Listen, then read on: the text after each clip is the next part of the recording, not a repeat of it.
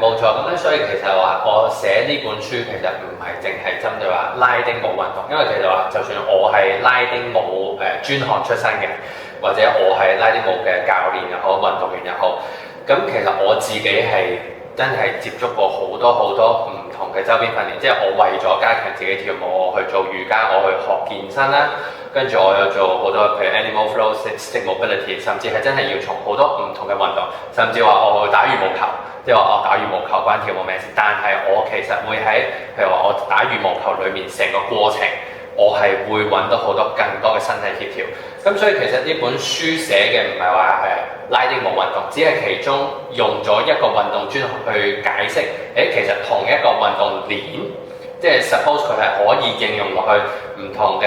治療啊、運動矯正啊、運動專項啊，但係我只係用咗呢一個角度去剖析出，如果我用呢個運動嘅話，應該動力鏈係可以點樣銜接啊，或者點樣理解咧？咁其實我就算我學跳舞，我都會去研究好多話跑步嘅力學、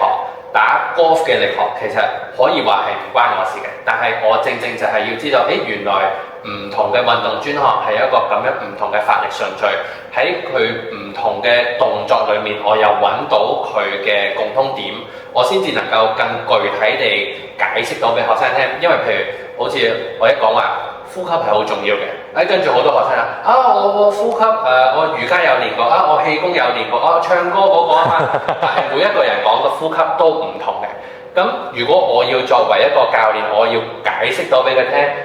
其實係有乜嘢唔同，咁當中嘅共通之處又係點樣，我先至可以表達到俾學生聽，係應該點樣理解呢件事呢？或者而家喺唔同嘅情況之下，其實佢唔係啱同埋錯，而係我哋有唔同嘅動作模式嘅時候，我就有唔同嘅策略。咁亦都俾佢知道話，唔係我學嘅嘢係冇用嘅，或者係錯嘅。而係我哋當唔同動作嘅時候呢，我哋會點樣去應用同理解？咁其實就可以更加好地舉一反三，俾佢知道其實你知道咗咩叫動作認知啦、拆解，其實呢啲叫做底層邏輯，你就可以承接到去唔同嘅運動去訓練裏面啦。